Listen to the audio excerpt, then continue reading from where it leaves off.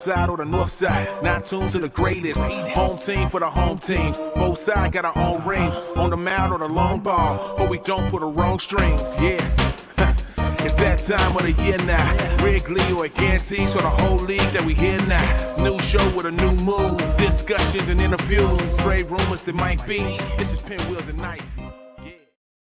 Welcome to the Pinwheels and Ivy podcast. I'm Aldo. I'm along with Kevin. Zoe may or may not join us because his boy was traded today. We are MLB Trade Deadline talk, and Anthony Rizzo's already gone. Cubs today, big blockbuster trade with the White Sox, who got Kimbrel for Nick Madrigal and Cody Hoyer. And just a few minutes ago, Javier Baez and Trevor Williams to the Mets. Kevin, what are you? Holy moly. Last night was an emotional roller coaster, obviously, with everything that came down with the Rizzo stuff. And then this morning, again, we're an hour inside the deadline. And in the last hour and 15 minutes, I'd say, the Kimbrel trade dropped and then the Javi trade dropped. And everything I think we've learned something. It's like the end of the G.I. Joe episode when you're like, what did you learn today? I think everybody learned one thing. None of us know shit. None of us know anything. Because the trade deadline has a way of making us all look foolish, whether you're a national reporter, whether you're just, fan. These aren't things that we, at the beginning of the week, if we're talking about, Nick Madrigal on the Cubs and, Javi Baez with the Mets, 7 days ago, it was Chris Bryant's surely headed to the Mets with, Zach Davies. All these different things were happening and it literally ends up playing out in a completely different way. And that's the thing about how, this is crazy. That's all I can say. And I mean, we're going to be here for this last hour and it's not done yet. I mean, KB could still go. Heck, the way this is going, Wilson could go. Who else is going to go? I mean, this is insane. So right, who are the Cubs getting? Okay, that is a fake Jeff Passan. Gotta ignore those ones. Let's see who the Cubs are getting for the Mets. Okay, so let's talk about it. I mean, obviously the big trade today, Cubs, Sox. Nobody thought it was going to be done because the White Sox. I mean, we talked about it on Thursday's show for the podcast that came out Friday morning for everyone who subscribes and listens to us on Apple or Spotify. Tell your friends. We're talking about Sox could be there's a lot of talk that they weren't going to be done. They were still looking for one more reliever. We talked about the possibility of that being Craig Kimbrel, but at least from my perspective, it was like there's no way, like their farm system just isn't deep, and if they were going to trade anyone, it was going to be like one of their major league guys. And for me, it was like there's no way they're going to trade Kimbrel. The one guy I thought like pitching wise that could be a possibility was Garrett Crochet, but I mean, like a couple hours before the trade deadline, from Bleacher Nation, Michael breaks it. Kimbrel to the Sox a couple minutes later for Nick Madrigal as the centerpiece. And now we're going to have Nick Madrigal, and I mean, with Baez now off, and I mean, I guess we can get into the Cubs, what they're going to do in the offseason, but the infield for the Cubs now is Nico Hoerner at shortstop and Nick Madrigal at second base for the future. And I think Cubs fans need to take a step back from the ledge too, because they've never really seen Nico Hoerner work at shortstop, because obviously it's been, Javi's spot the whole time he's been here. And so he's only had to fill in a few times when Javi was in and out. And even sometimes Bodie even took it. And so when you look at Nico Hoerner and what he does, this is very similar. I mean, it's not the exact, obviously not even close to the same scenario, but, Javi Baez started as the second baseman. At one point he was not even the best shortstop on the Cubs roster. That's like blasphemy to say that today. Addison Russell was, man in the spot. Yeah. And now Javi moves over and Nico plays a little bit at second. The guy is good. Doesn't have the arm that Javi has, but he's got a quick release and he really throws off balance well. And he's got range. So these are positives, but the, Madrigal defensively is a little bit, he struggles on occasion defensively, but the dude doesn't strike out. The dude puts the ball in play. All of a sudden now with guys like Nico Hoerner and Nick Madrigal in a lineup, that lineup is no longer just a simple 3-outcome lineup. And Madrigal is a fire starter. He's a pest. We don't know if there's going to be a DH next year, but the dude doesn't strike out. He can walk a little bit more. Obviously we'd like to see that, but I think it's a great trade for the Cubs. This is of all the trades, this is the only one to me that's felt. I mean, I haven't looked at the Javi trade yet because I'm literally walking in the door. We were logging in is when I found out Javi got traded because I was driving. But this is the first trade, at least that I've got a chance to look at, where I'm looking at it and I'm like, I love this trade. This is an I love trade. Kimbrel, hate to see him go. He's going to be good help for the White Sox. That bullpen is fantastic now. It might be one of the best, in the last couple of years even. But seeing all this, it's this is the first one that I can actually. Okay, so we have the first name here in the Baez. It's Javier Baez and Trevor Williams, right? I think so for the Mets. And Bob Nightingale reporting that it is center fielder Pete Crowe Armstrong. Pete Crowe, three name guy. Okay. Pete Crowe Armstrong will be going to the Cubs from the Mets in the Baez trade. Okay. I'm not gonna lie, I have not heard of Pete Crowe Armstrong. Let's head over to the Google machine here. And I mean, also that's the other funny part, evaluating these deals. And like it was different for the Kimbrel to the Sox. We've seen Madrigal. Madrigal's been for the Sox for parts of 2 seasons now. We basically know like what kind of player he is, but for all these other prospects ones, we're just looking up names for the most part. We're looking at numbers. We're reading scouting reports, and we're like, maybe. Yeah. Well, like last night when we looked at the return for Rizzo, and all of a sudden you realized the Cubs drafted, or the Cubs traded for Groot, basically 6'6", 188-pound stretch string bean, who can obviously with the frame fill in. That's a large bat though. So it's really interesting to see. And I'm seeing people. 19-year-old people from New York complain about Javi because they think McNeil is better. So this guy is 19. Okay, he's in low A. When was he drafted? He was drafted last year. He was the Mets' first round draft pick in 2020, 19th overall out of high school.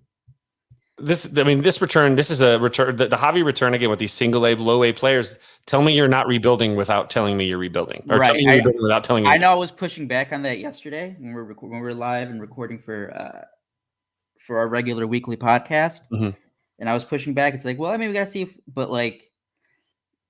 if this is the direction that they're going, and for me, it wasn't even just like the return of the guy, because like at this point, you're just trying to get the best talent. Like I'd rather, I think we talked about it in the draft, just give me the best talent. Don't give me like your best need. So yeah, maybe if they're getting younger guys, but if you think they're more talented than the older guys who are closer to the major leagues, I'm fine with that. Get the best talent that you think you have. And look, he's one of their top 5 prospects. Pete Crowe Armstrong is. But I want to say, he had shoulder surgery. In terms of the rebuilding part, and again, I tweeted out, and I think some people say like this isn't a shot again. I know that we make our jokes, when Zoe's on about Nick Madrigal, he's like, oh, all he does is hit singles, whatever. That's fine. I completely love that Nick Madrigal hits 300. I don't think the Cubs have had a 300 hitter. I don't even know how long. Nico Horner. I've always liked Nico Horner. There is nothing wrong with it. And I think you made a good point about, people freaking out. But, Nico Horner, he's going to be downgraded at shortstop defensively. He doesn't have the arm. He's still like 23, 24. He can grow into becoming a better shortstop. It's not just like, he's like not that great now. That means he's never going to be great defensively at shortstop. But we see his range at second. Fantastic. He's made some stellar plays. Yeah, the more playing time he gets at shortstop, the more the better he should get. But for me, if this doesn't end in a Chris Bryant extension, if this doesn't end, my biggest thing, and this wasn't even about you have to keep Baez because if you're getting rid of everyone, you have to keep Baez. No, because in free agency, there's a huge fucking class of free agent shortstops. If you're now saying, no, it's going to be Nico Horner, Nick Madrigal up the middle, that doesn't sit well with me because there are guys like Carlos Correa out there that you can go get. And this isn't like a free agent. Seager. Yeah, a Seager. Now you can see he's on his way out with Trey Turner in LA. Yeah, and these aren't guys that I think last offseason, the big names were they're like the outfield bats, but they're in their 30s. These guys are still 27, 28. So this isn't going to sit right with me if they're just yeah, guys, remember that whole not a rebuild thing? Well, psych. By the way, don't put for the comments here, don't put fake trades in here. I just saw Bryant to Yankees. That's not happening. Not with that. We saw the picture yesterday. If he goes to Yankees, he's not allowed anywhere near. That's right. I mean, that's the number one reason why. But that's crazy. Let's see. Is there any new? Let's see new for the Baez trade. It's crazy. And Zoe's not with us, so I mean, we definitely want to break down. We'll get back to the trade breakdowns too. Is what we're just kind of this is an hour. We've got less than an hour now. We got 45 minutes till the trade deadline ends. Stick with us, by the way. Make sure you hit the like button. By the way, we always forget to remind you guys do that because if you're on, hit the like button if you're on whatever whatever format you're on. Like us, hit a review, write a comment, tell me my hair looks bad, or even though it's pretty much immaculate, but whatever. Enjoy this though, guys. You'll see this morning. I'm drinking water right now. This is not like last night's podcast where basically I put down 1, 2, 3, 4, 5, 6, 7 Miller High Lifes and a Swami Ale. So we're on the water morning.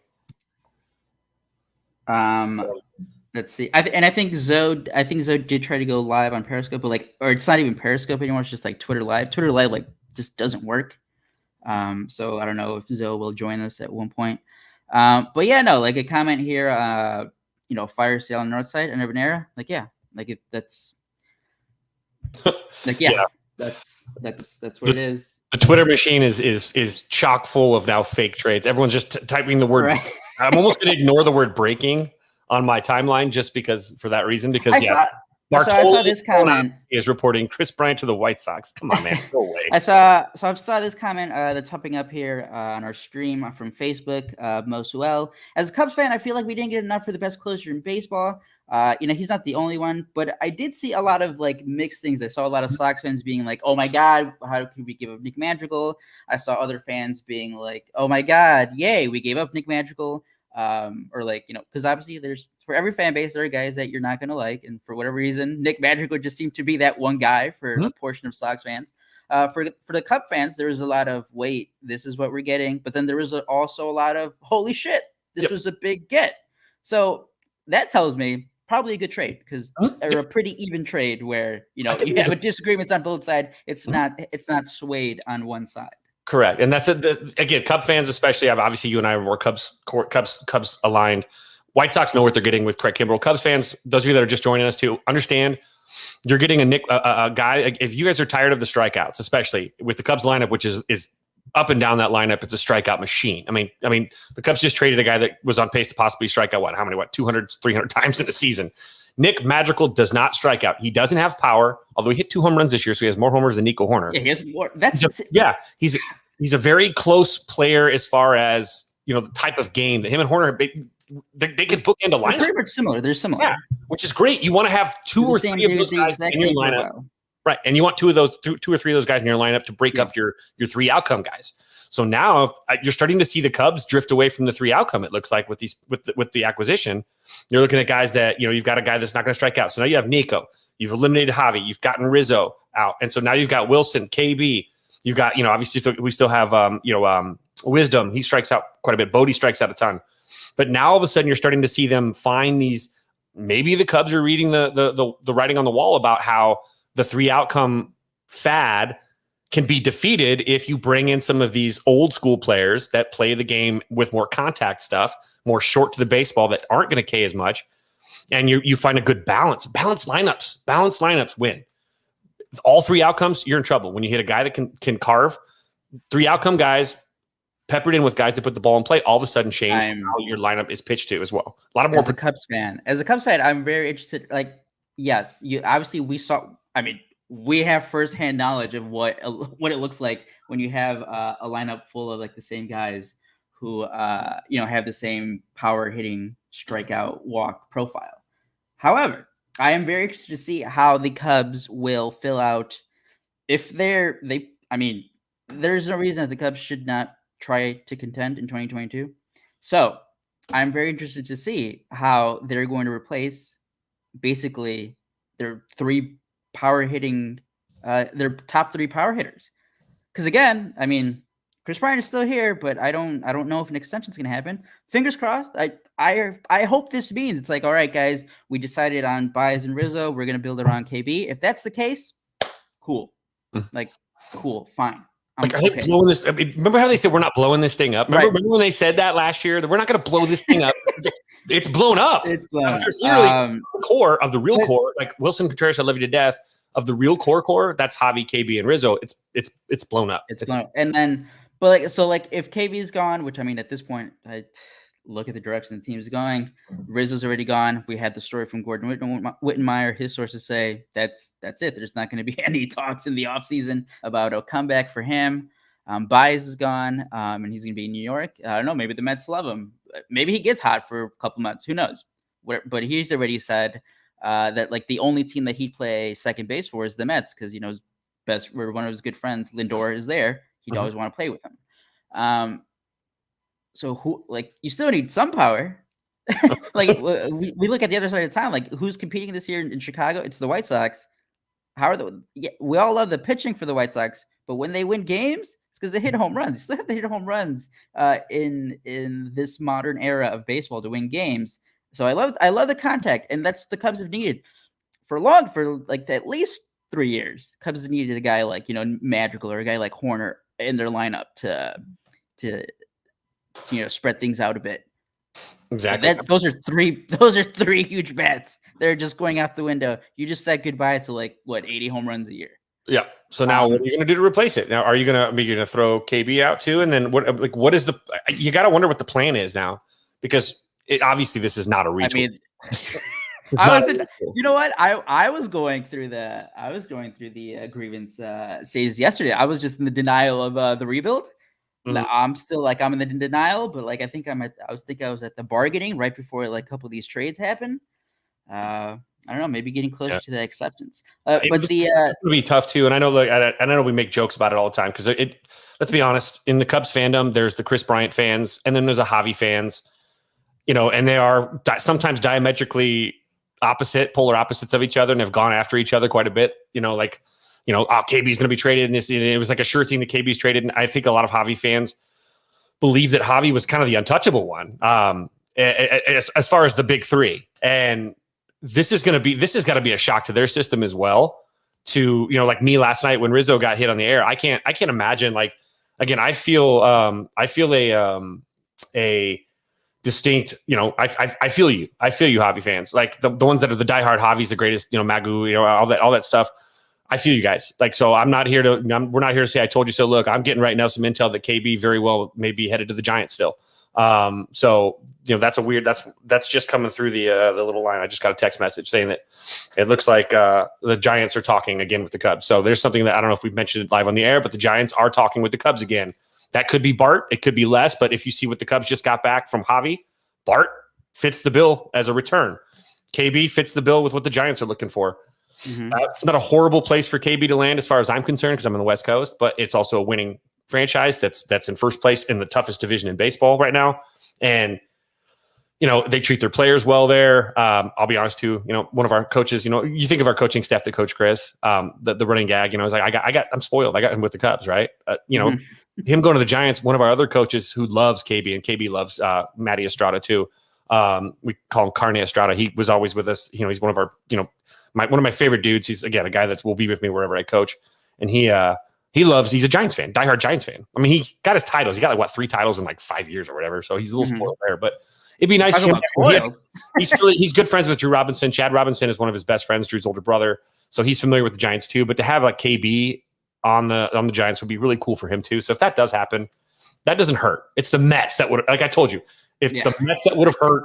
That's a kick in my junk. We've heard the Devil Rays, we've heard the Dodgers, we've heard the Padres for a second, but that's out. It's really right now it's the Giants. I think we can kind of call it with the Mets, right? That's gone. We can put that one. Probably, I would think that's gone now because they're not. I don't think they have much else to give. Mm-hmm. But they're, get White Sox fans maybe thinking KB or the White Sox. I don't think the White Sox have, unless they're going to give up Crowe, which I heard was one of the other options for the Kimbrel trade. I saw that name floated too. Yep. It looks like this is. It's not over. KB could be going to the Giants here any minute. For all we know, so who knows? But this is going to be a really crazy. We got 37 minutes left. So I'm over here refreshing. Yeah. Not even that, because some deals might go in late, and then they won't get announced until a few minutes later. I think in 2019 the Castellanos trade was announced after the deadline. Right. But yeah, I mean, let's switch over quickly to the Sox. And I mean, I said it, and this was again. I know it's 2 Cubs fans here, but we're not shit talking the Sox when they're good, so good. And this isn't a jinx thing or ha. For me, the White Sox after this Craig Kimbrel trade, they are the number 2 team behind the Dodgers in baseball. They are the favorites in the AL by a lot, in my opinion. I'll put it this way too: in a head-to-head series with the Dodgers, they have a better bullpen than the Dodgers. The Dodgers bullpen is pretty much a train wreck. They needed Kimbrel too. So the Dodgers, by getting Kimbrel, the White Sox have set themselves up for a 7-gamer. If they can get that far, obviously you got to play the games. Still got to get through Houston, who's also put together some good ball players. Especially they got a good. They shored up their bullpen a little bit too. But you're getting Luis Robert coming back. You've got Eloy, who's just now coming back. He's going to get better and better and hotter. And now you've got a new second baseman. You filled in all of your holes. It sounds, like we did the shocker last night. The White Sox, Rick Hahn pulled the shocker in the last 48 hours. Not even a shocker, but the shocker in the final, 2 days, 72 hours of the trade deadline. And good for him, man. That's lights out. The White Sox starters, especially like someone like Dallas Keuchel, who's been struggling to get through 5 or 6. All you got to do is get to the 6th inning now. Get through the 6th inning, and it's game over. Well, no, I was thinking for in terms of like the Sox rotation, like Dallas Keuchel right now doesn't even matter. No. Like once it gets to the postseason, like him and Cease, it's honestly it's not going to be like for them. Go out there because it's going to be Lynn Giolito Lynn or Lynn Giolito, however you want, and probably Rodon after them. And then like I guess you'd pick from Cease and Keuchel at this point. Cease has been like a top 15 pitcher. I know like all the numbers aren't pretty.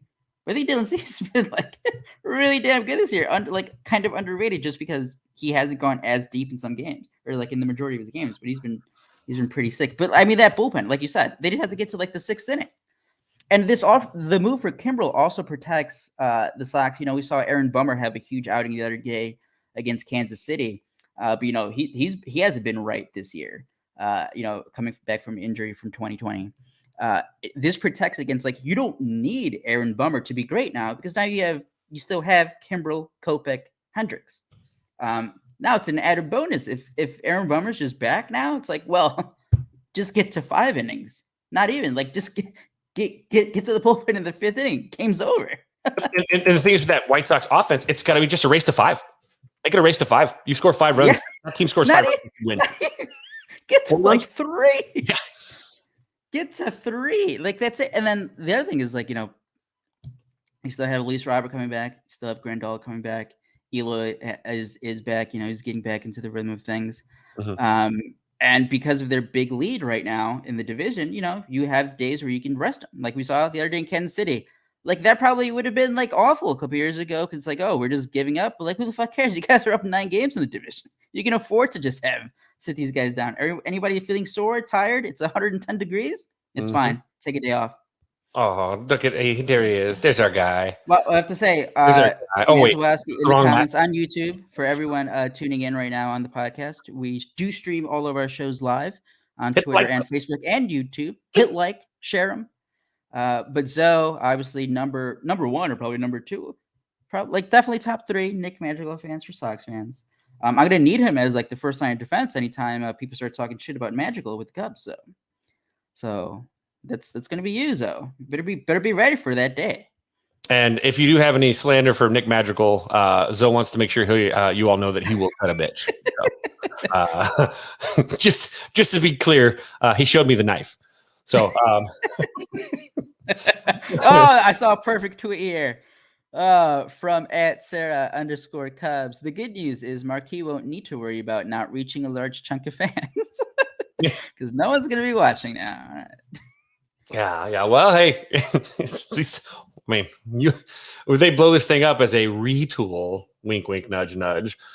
It's called Reddit, and I'm going to buy all my Cubs apparel from like vendors on the street that like it literally is like a knockoff for a little bit. I'm just not going to give any money to the franchise for a second. Beef Love just retweeted this. There was a time when some White Sox fans said they would not trade Nick Madrigal for Mookie Betts. Glad we are past that. That's probably going to be good for White Sox Twitter because they argue a ton about Madrigal a lot. But it's gonna at least free up debate for other debates now. So like the question is Andrew Vaughn the second baseman of the future?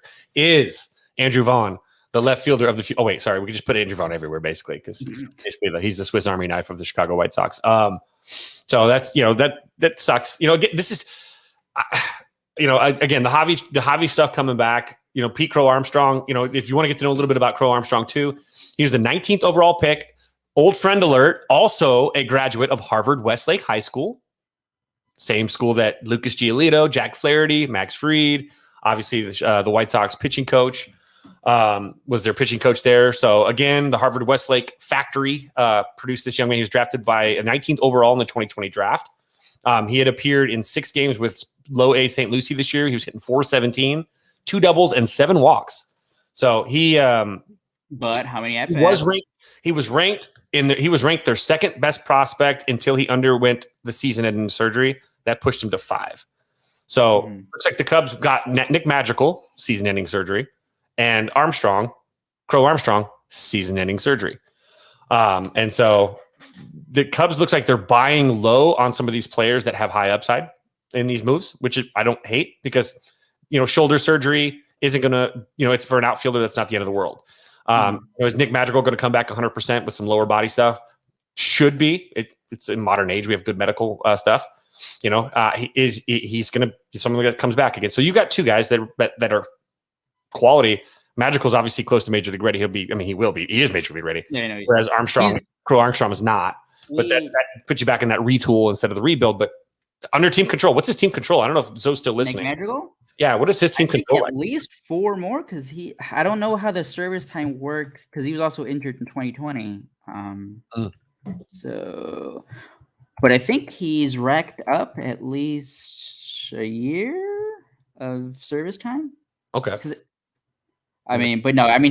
at least here for like another 4 years before he gets. Well, that's the thing. I don't know how the new CBA is going to work with that. Like, are they going to change the whole? So who knows? So like as of now, how the structure is, I think he's not like hitting arbitration until like 2026 or something. He's not even listed on the that's. Yeah, no, I tried to look up track site. Dang it, need some help. So he's still on a rookie deal. They didn't extend him, so he's got that rookie. Okay, so he's got about 4. Yeah, we were working at 4 years of Madrigal, which is great. That's 4 years of Ed Howard, Christian Hernandez, Casey, Owen Casey. 2027 for free agency. Yeah. Okay. And so Madrigal's going to be an old man. He's going to be the old man by the time these young pups start popping up. You're going to see the Ed Howard showing up. We're going to see that's going to be the logjam because I think he's basically on the same team control that Nico Horner is actually. Same draft. Same draft. So they're basically parallel with each other. So that's kind of interesting. Just like Ed Howard and Christian Hernandez are kind of parallel in their signing because they came together basically around the same time. I think Hernandez has a little bit more. But studs, dude, the Cubs. I mean, the writing might have been on the wall. We just didn't want to accept it that the Cubs were moving on from Javi because they've been drafting shortstops and picking up shortstops in the international free agent signings, and they've been stockpiling They drafted more shortstops again this year. So maybe this has been a plan all along. I don't know. Javi could very feasibly come back. Maybe he's the guy they were like, hey, I don't know what he's going to say. I just like with KB, like you don't want to, wish in one hand and shit in the other, see which one fills up first when it comes to those types of things. Very rare that someone gets dosed and traded and then comes back like that. Like the Chapman, like people for every Chapman, there's hundreds and hundreds of non-Chapman. Because that was the thing that people kept bringing up. And like, even when, Chris said it, like, when he said like, it's like, oh, like, yeah, if, I get offers from the Cubs, I could see myself resigning or whatever that was. And I was thinking, I was like, okay, well, like, everyone always points to Chapman, but I was trying to think of like, who are like other free agents who were traded and then re-signed? I like off the top of my head, I could not think of many or any at all. Here we go. All right. So what do you got? Everybody, welcome Southside Joe. I'm good, dude. Everybody, I appreciate all the messages. And this shit, you would have thought like my dog died or some shit. But this is actually the best case scenario because Zoe still gets to keep up with Madrigal day to day. I hope Madrigal has an all-star career and you know what I mean? I can still. I was going to ask you guys, since you guys, I was going to ask who's going to cheer more for the guy across town, Kevin for Andrew Vaughn or Zoe for Nick Madrigal? It's a shocking trade. We traded Matanuco somehow. I don't even. I think out of nowhere. I think the Nico Horner Nick Madrigal double play combo up the middle might be the shortest double play tandem in a while. Maybe since like 3-foot Willie in like 1926 played second base for the Yankees or something. Eddie Gandil. Yeah. 2-foot guy that goes. It's a good deal, man. It's a good deal. I think this deal shows a couple things. This deal lets the world know that the White Sox are going for it. They're not fucking around. Oh, yeah. And it also and I think the only time this deal will really come back to hurt the White Sox is in 2-3 years when Madrigal hopefully reaches that ceiling that I think he has. You know what I mean? So but as we mentioned on the show a bunch of times, the White Sox have to worry about the 2021 World Series, and that's exactly what they're doing with this move. Bro, it's going to go Tempera, Bummer. Oh, that's right. I forgot about Tempera. Tempera or Bummer handing the ball off to Kopech, handing the ball off to Kimbrel, handing the ball off to Liam Hendricks. Fuck you. You're not getting through that. And I turned it on when you guys started talking about how this helps the starters too, because there's a lot less pressure to go deep in games now. I don't think Kimbrel will close. I think they will switch it up. I don't know how they'll use it. I was going to ask that. Good problem to have, guys. No, but this isn't it's going to be a problem thing. I was going to say Crochet too. Yeah. I mean, if you guys, I'll say that. If you guys don't win the World Series, no. I was going to say this gives Tony La Russa I think we talked about the other day. If Kimbrel did go to the Sox with Hendricks, because Craig Kimbrel, I think one of his saves earlier in May was the first time he had more than 3-out save since 2018 or something. Sorry, I'm listening. I just so Kimbrel's your traditional last 3-outs guy.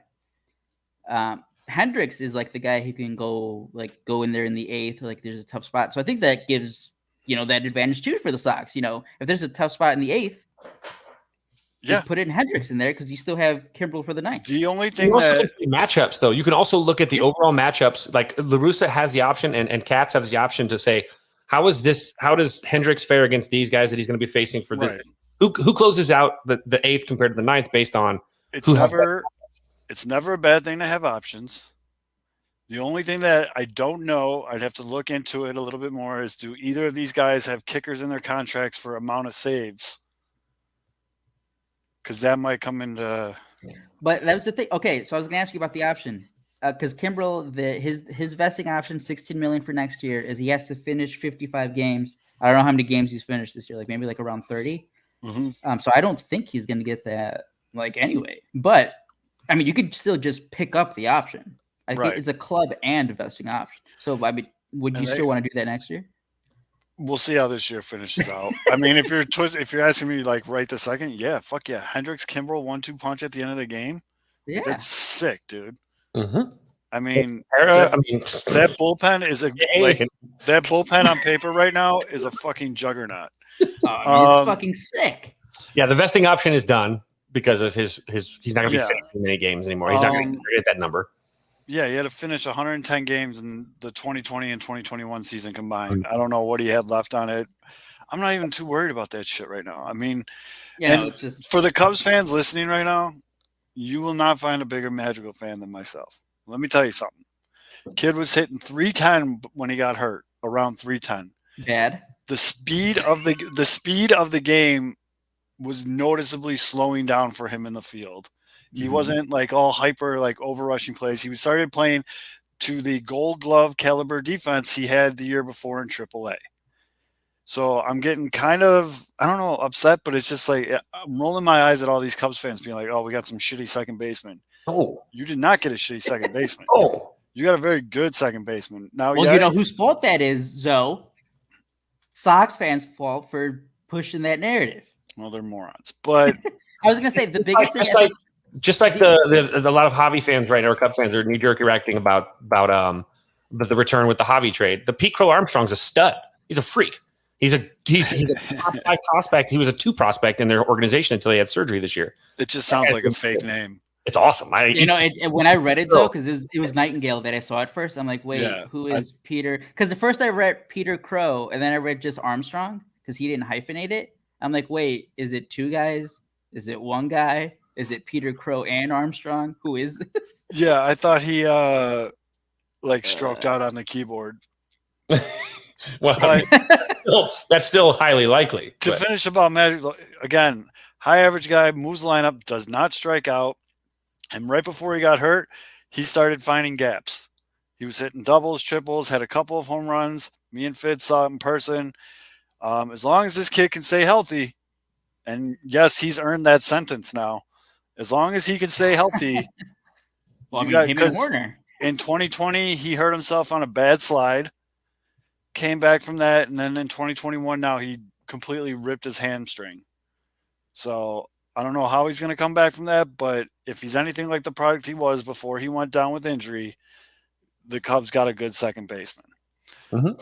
And I think the biggest thing against Madrigal is it's because he was what was he, the 4th overall pick? Mm-hmm. Yeah.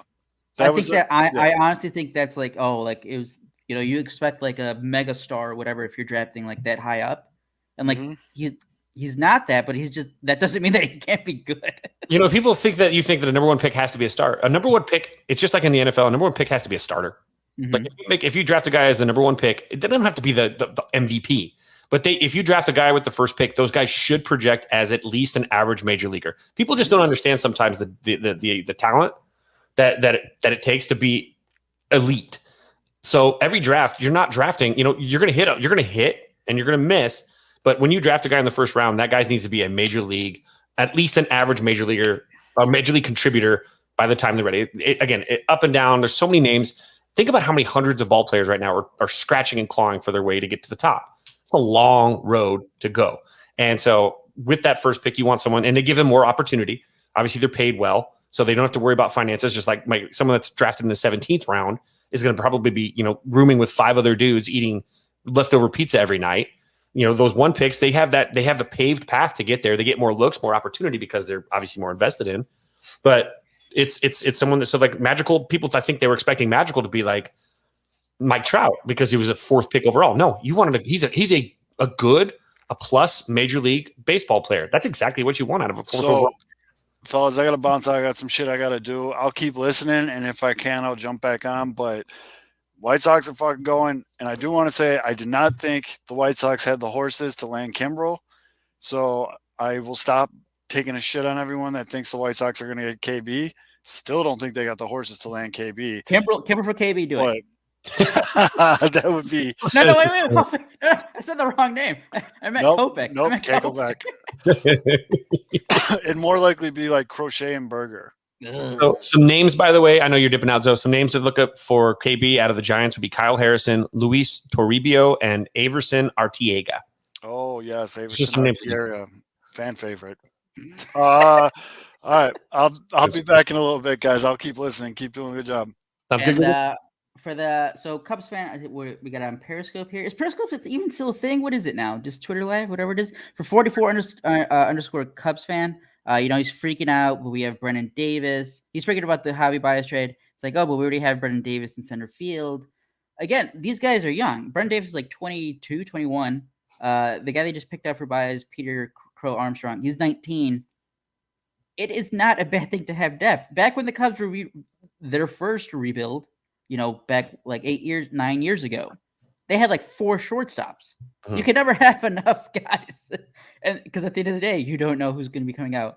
Starlin Castro was a starting shortstop in 2015. The next year, he was with the Yankees. Addison Russell was a shortstop. The year after that, or a couple years after that, Baez was starting shortstop. So you can't. You just want as much talent as you can have. Mm-hmm. And to the second point, yes, some of these guys are young. The Cubs are not, because again, yes, I know that I was going back and forth on the rebuilding, retooling, whatever. They're not going to wait on all of these guys.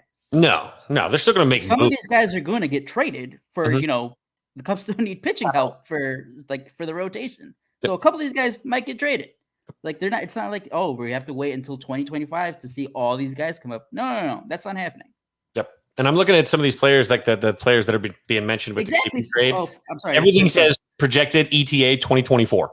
Yeah, I mean that's just yeah, and right here, 4 shortstop and only 2 turned out. Exactly. Because not all of the prospects are going to turn out to be good. You plant as many seeds as possible, and which ones grow, which ones don't. It's like in the 40-year-old virgin, right? You plant a bunch of plants and then a bunch of seeds, and then when it's finally ready, you have to plant. But so we're looking at the Harrison guy, for example, left-hander, 19-year-old left-hander, 6'2", 200. The Toribio guy is a third baseman, 2023 projection, 6'1", 185, 20 years old. Hits left, so swings it from the left side. And then the third one that was mentioned was Arteaga. He's their 22nd ranked prospect. He is a shortstop.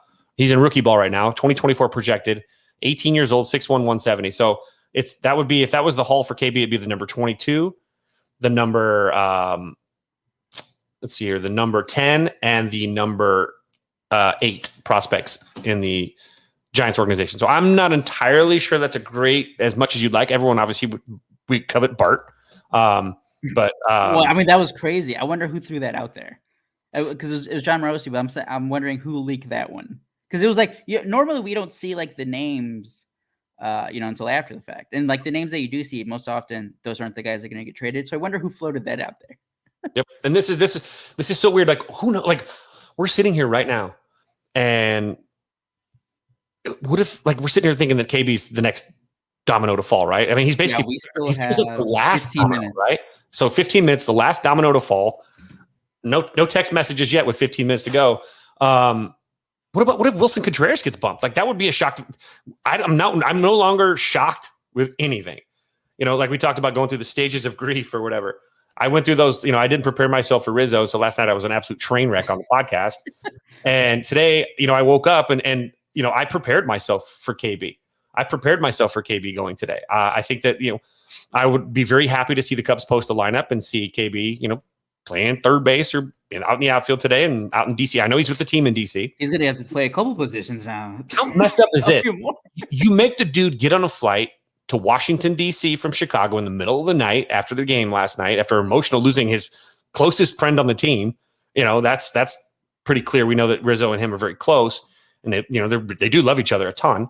And you get him on an airplane, and then you're like, all right, well, before you even come to the ballpark, just take your suitcase, fill it back up, don't unpack anything. You're going to blankety blank. So he's gonna, that sucks. At least Rizzo got a chance to walk out last night and get some love and some adoration from the fans, even though neither of them got a chance to hit. KB is going to be quietly getting on an airplane, flying to some destination if he gets traded, with no fanfare, quiet, just almost like a thief in the night. And it's brutal. It's a brutal business, man. And that's what I think I was most, I guess I've always believed the business. And, my buddy yelled at me today. He's like, yeah, you're the jerk that actually said, when the Cubs service timed KB back in, his rookie year, there's like, well, it's the rules. I was that guy saying that. And having gone through the experience of knowing someone that got service timed and not just much the damage, but the false promises and all the deception that goes through the process for these pro guys, it gave me, obviously, it opened my eyes. And, this game is it's a brutal business. These guys, and this is why guys like Scott Boras are so important to the game. They hold these owners accountable. It is cheap labor for these owners, these billionaire owners who want as much of the pie as possible. And the guys like Scott Boras, the boogeyman that the owners have created in 30 years of narratives, have created this boogeyman Boras idea, because guess what? He wants more of the pie to go to the people that actually do the work.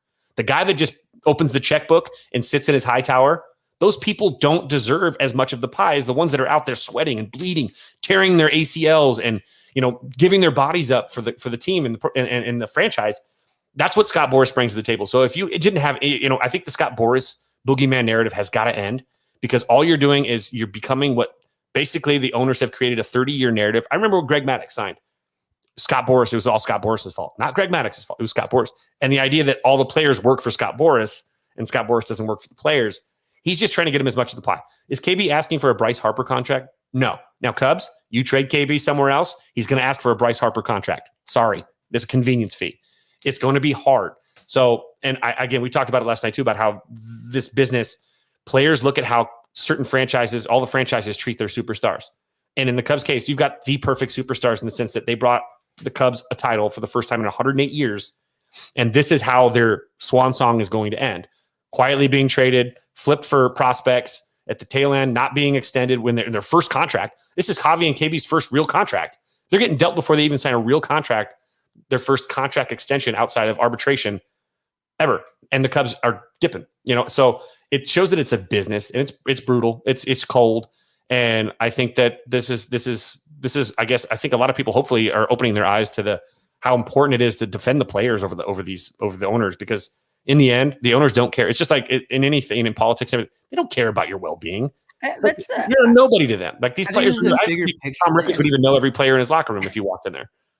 I think this is like it speaks to like a societal thing. I don't know because like it's not just sports. It's like well, it seems to be like everything else, but like I don't know why. Because like let's be real here. For everyone listening, like you're an employee most likely for like someone else.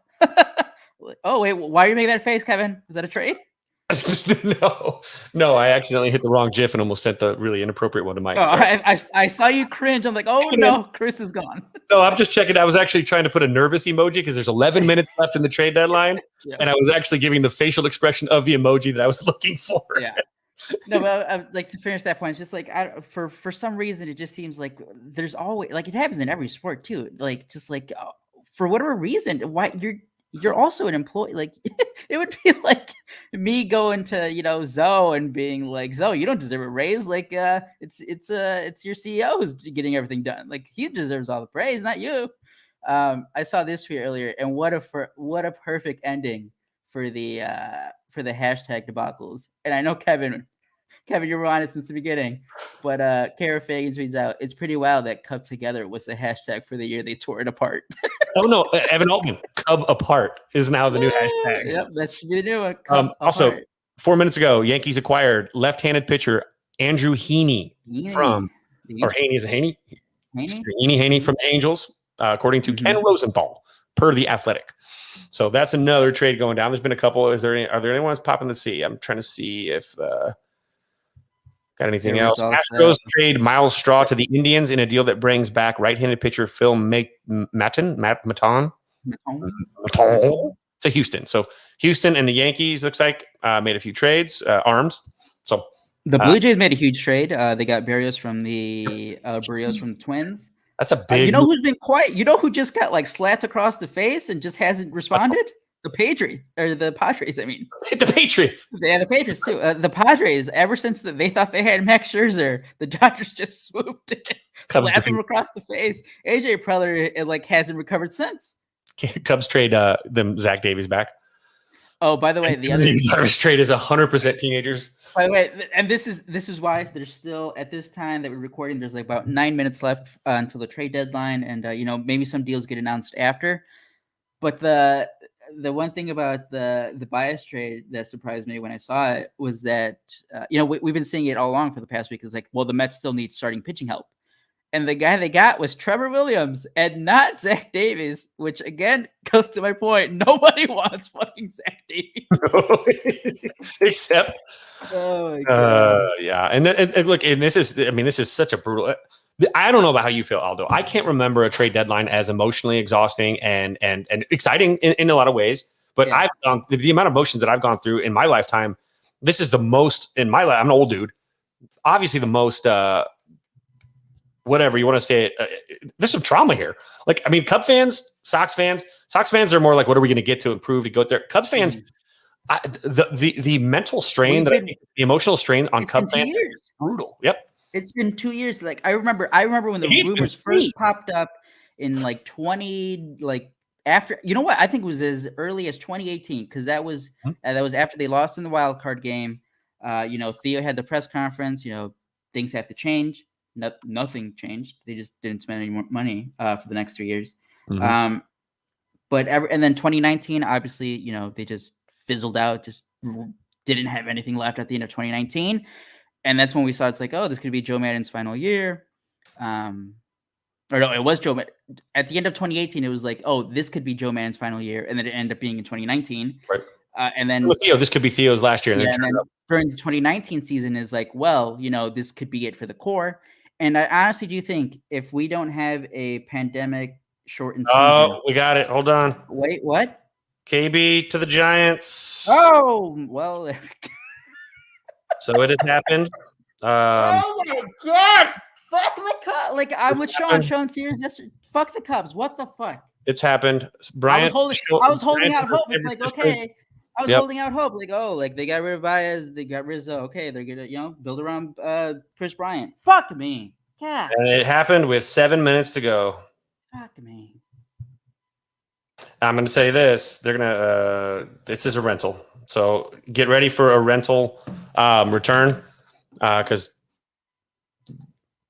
he's not resigning with San Francisco. that's not a destination that he's talked about as being a a great one. So I'm gonna now start looking up this. I mean, I'm not sure if we're gonna get what I don't know what we're gonna get. Like honestly, I mean, again, the stuff I've been hearing. I can't believe I was dumb enough to even for a second be like, oh, like okay, Baez is gone, Riz is gone, no, like KB's. Yeah. And Kevin, you know, hey, you guys tune in to see me like break down. I'm not breaking down. I did go through. I think I'm more because you've been bracing yourself for the few days. I was bracing myself for any of it. I don't know why. I don't know what fantasy land I was living in.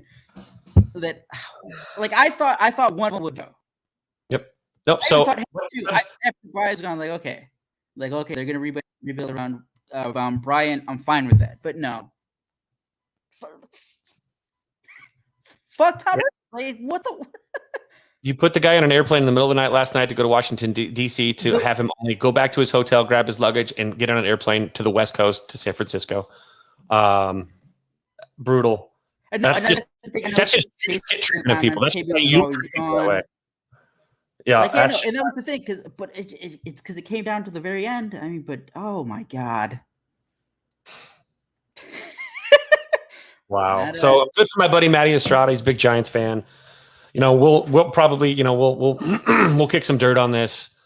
You know, we'll have a proper burial on Thursday night next week on our show too. But this is a big one, man. It's gone. You know, Tom Ricketts did what he said he wasn't going to do, which is blow it all up. He's lied to us. I need to find that fucking quote. Where is it? Because this is. Yep, he's lied to us from the beginning. He's lied about him meeting his wife it was all a con. It was all a grift. It was all 100%. You know, whatever. And so this, you know, I'll say this now that KB's a Giant. There has been a 100% push for the last 3 years from the front office to take the shine off of Chris Bryant, so that today, as he's being traded, when this day came, it was okay, I'm good with it. Trying to convince fans. It has been a concerted effort from the front office, from assholes like Crane Kinney. These are crooked bastards in the Cubs front office. So you want to hear me talk it? This is what I'm going to say right now. The Cubs organization is a shit show. It's run like a clown show. The front office does not care about the players. It is not a well-run organization. It is a comical, broken grift for money. And within 2 or 3 years after blowing it all up, you can look for it because old man Ricketts is calling in his tabs. The Ricketts family, God willing, will sell this team within the next 3 or 4 years because they have maxed out their investment. The Cubs was always an investment to them. It was never about the people. It was never about the team. It was always, always, always being sold to old man Ricketts, the big dad, that this was just a great way to pull money out. And old man Ricketts wants his money back, and they're going to squeeze every dime out of it. That's why KB's gone. That's why Javi's gone. That's why Rizzo's gone. I wouldn't be shocked if somebody else is gone. They don't want to pay anybody. The Cubs are going to go into 2022 with a $48 million payroll. They're a $3.6 billion franchise that was purchased for $700 million. And they can't afford to pay at least their best players and show them, this isn't like signing Brian Urlacher in his sundown era. This is not signing, especially, and I'll say Rizzo might be a little bit downturned, but Javi and KB not being re-signed and not being taken care of in their prime is what's the word I'm trying to think of? God, I can't even formulate an adjective right now. But this is the Cubs organization. This is what you're putting your money into, fans. This is where you keep your dollar. This is why you're paying $100 a ticket to go sit in the bleachers. This is why you're paying, how much were those Wrigleyville jerseys going for? Right? Disgraceful is a good adjective too. Marisnik to San Diego, it looks like. Okay, so we're still going. Let's just go ahead and blow it all up. Yeah. I mean, at this point, you already, like, it doesn't matter. Like, no, Marisnik to San Diego. Jason's gone now too. So looks like this is it. But this is the Ricketts true colors, Cub fans. So if you're a Cub fan and you're listening, welcome to the suck. This is a $3.6 billion team owned by billionaires that's going to go the Pirates route. The Pittsburgh Pirates route to build out, as opposed to doing what the Dodgers do, or large market teams like the Yankees. This is the problem with the Ricketts. This is it. This is why the Dodgers are a class franchise, and the Cubs are run with no class, with no grace, with no character, with no integrity. The Chicago Cubs, current ownership and front office, are bastards. Period. And I'm not even done with it. We'll talk a ton down the line, because I'm sure I'm going to be a little bit more verbal about what's been going on with everything with KB in the clubhouse, all that stuff. Because half the guys that are in the clubhouse are gone. They're gone. Who cares? Who cares? So we have now it is now 1:00 on the dial as well. So, well, at least we knew it was coming. I don't think there's much more to do here in this minute. So I'm going to go ahead and do a quick shot. And rest in peace, Chicago Cubs World Series contending. Big three: Anthony Rizzo, Chris Bryant, Javi Baez. Thank you. By the way, you've done for the Cubs. I appreciate you in the memory. So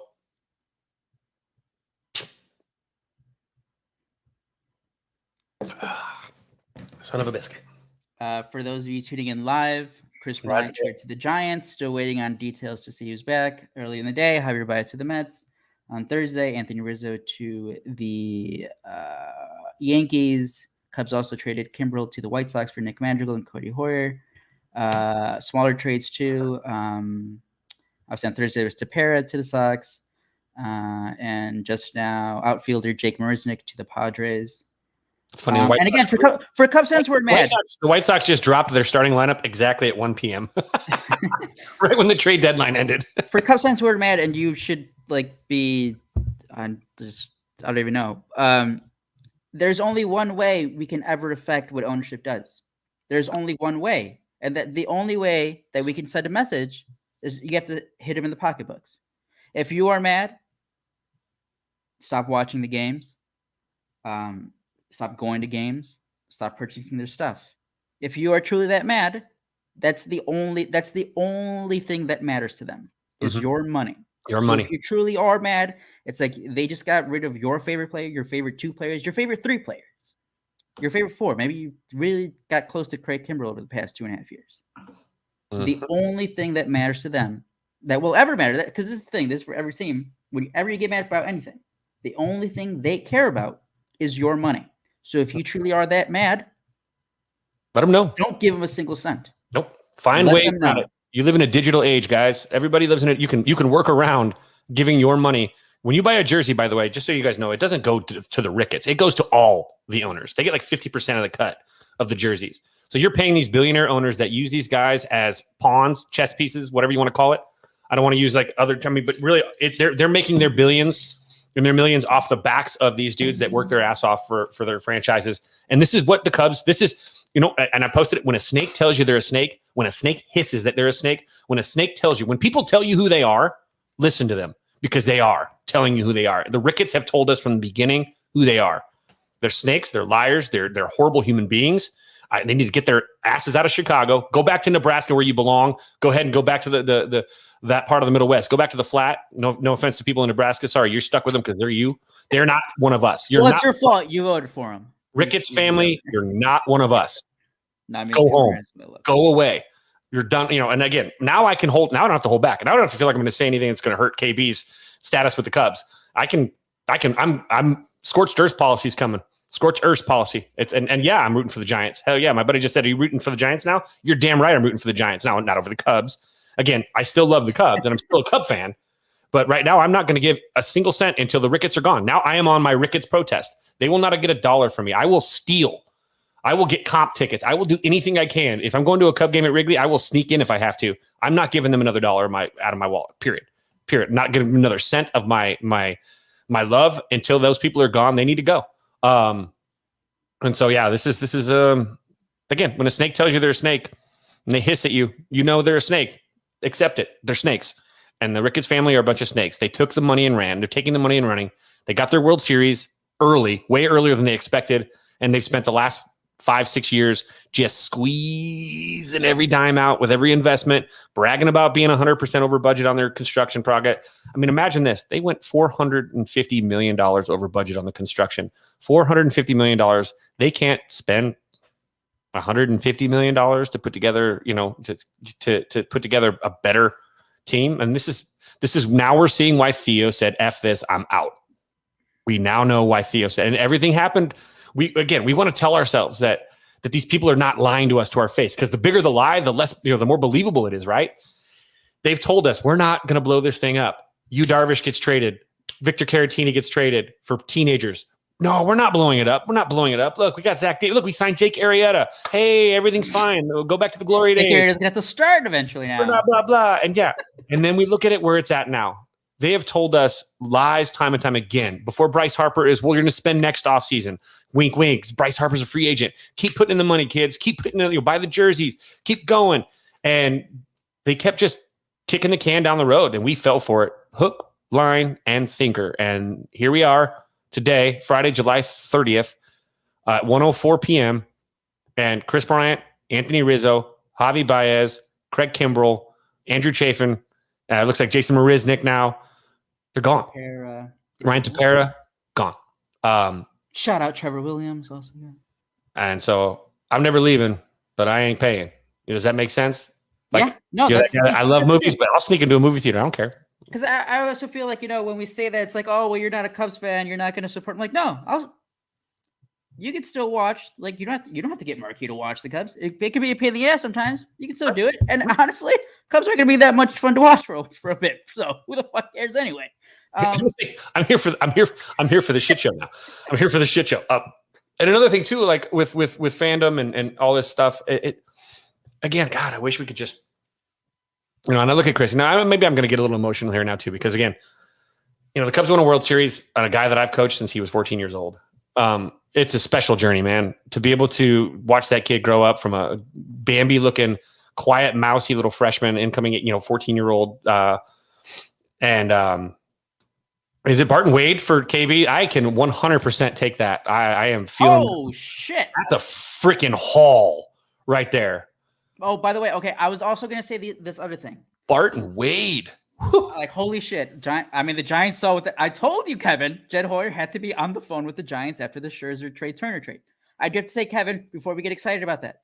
Well, no, you can be excited about that.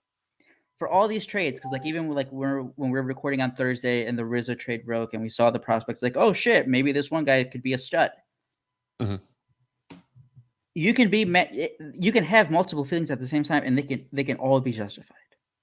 If you're a Cubs fan thinking just specifically as the future for the Cubs, it's like, okay, well, if the team decided they're going in this direction, okay, yeah, try to get as much prospects as you can for these guys. Fine. If you are pissed off because these guys meant the fucking world to you, they brought you the best memories of being a fan, and you're mad, be mad.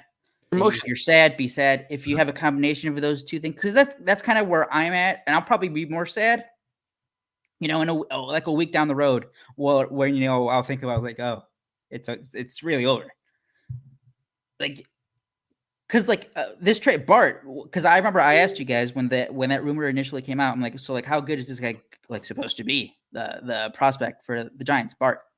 And you guys he's pretty fucking good. I'm like, all right, well, I'm going to hate it because, Chris Bryant, and I know we've talked about a lot of the shows, Chris Bryant has always been my favorite player for this Cubs era. It's always been Chris Bryant, number one for me.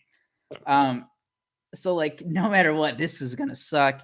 I'm probably going to do that fucking gif again of the girl dancing and crying because that's basically how I feel. Mm-hmm. It's just yeah, they had a good return.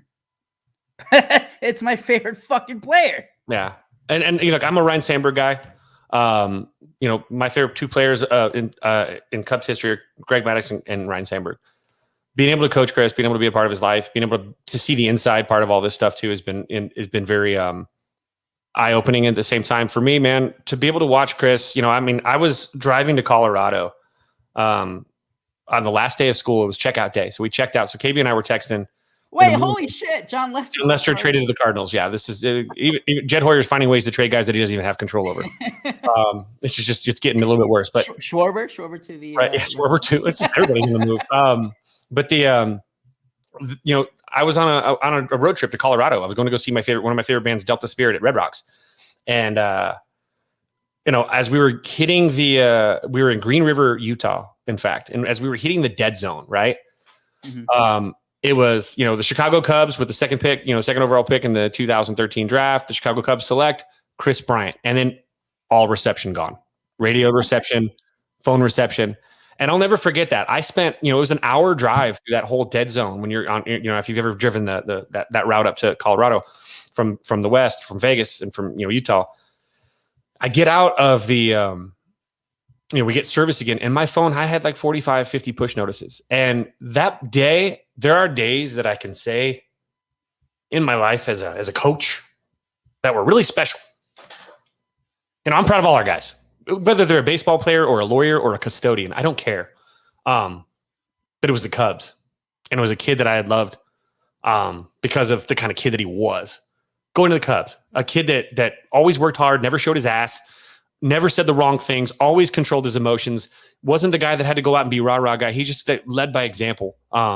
He led by example with his personality and his smile, and it's not fake. All that stuff is real. And so that was, for me, I'd say top probably 3 coaching moments. There's others. There's 2 others that are special, but that one is up there. Chasing Shreve getting drafted and being there when he signed his contract, that was number 1 to me, just because he's of all the players I've ever coached, Shreve and he's like my brother. Like he's I've had him, and no player's ever played for me longer than Chasen, but KB was with me for 4 years too. And those moments are special. And so to see that and to see how he was treated by the Cubs, there's hurt, there's anger, but he brought a World Series to the Cubs, man. I told him, do you want anything, coach? No, I'm good. You want a World Series? I need nothing. My grandpa passed away 4 months before the Cubs won the World Series. And he brought it. He brought it home. Those guys all brought it home.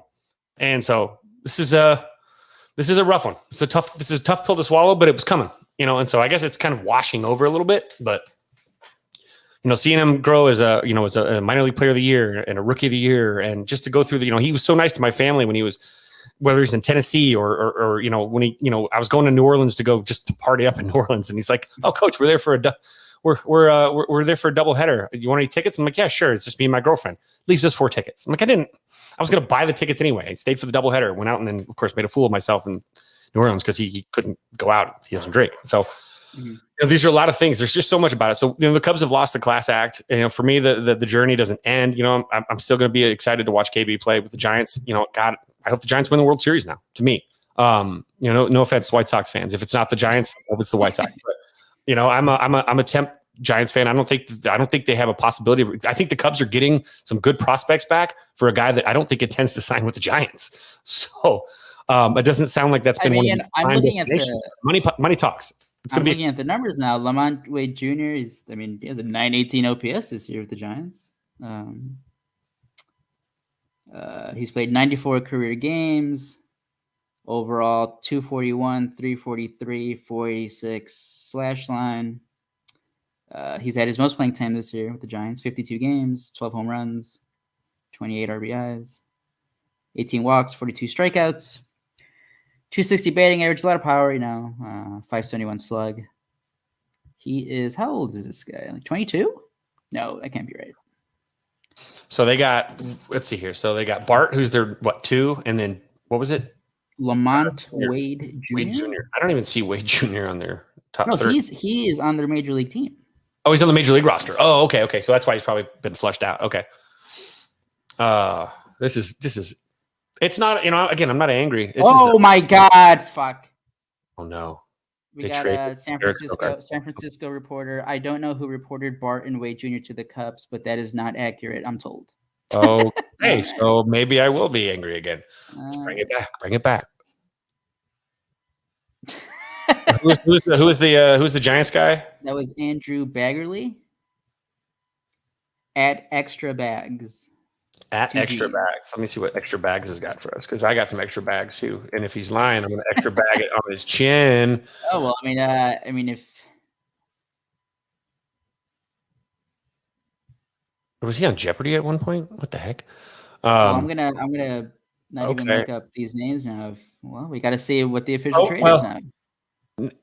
Oh, Trevor Story was not traded. I'm like, wait, that's not true. But I was thinking of Justin Turner, or not Turner, Trey Turner. Yeah. Baggerly's an athletic guy too. He's from the Athletic, so he's pretty here good. It is. Oh God, not as good. From Bob Nightingale, the Cubs received pitcher Caleb Killian and outfielder Alexander Camargo. So not even those guys. Oh God. My God. All right, so let's go. Who was it? Killer. Who was it? Caleb Killian And then Alexander Camargo. Canario is a ninth prospect. I don't see. I think if I remember correctly, Willian is their 30th ranked prospect. So you're telling me they got for KB, they got the 30th ranked prospect and the.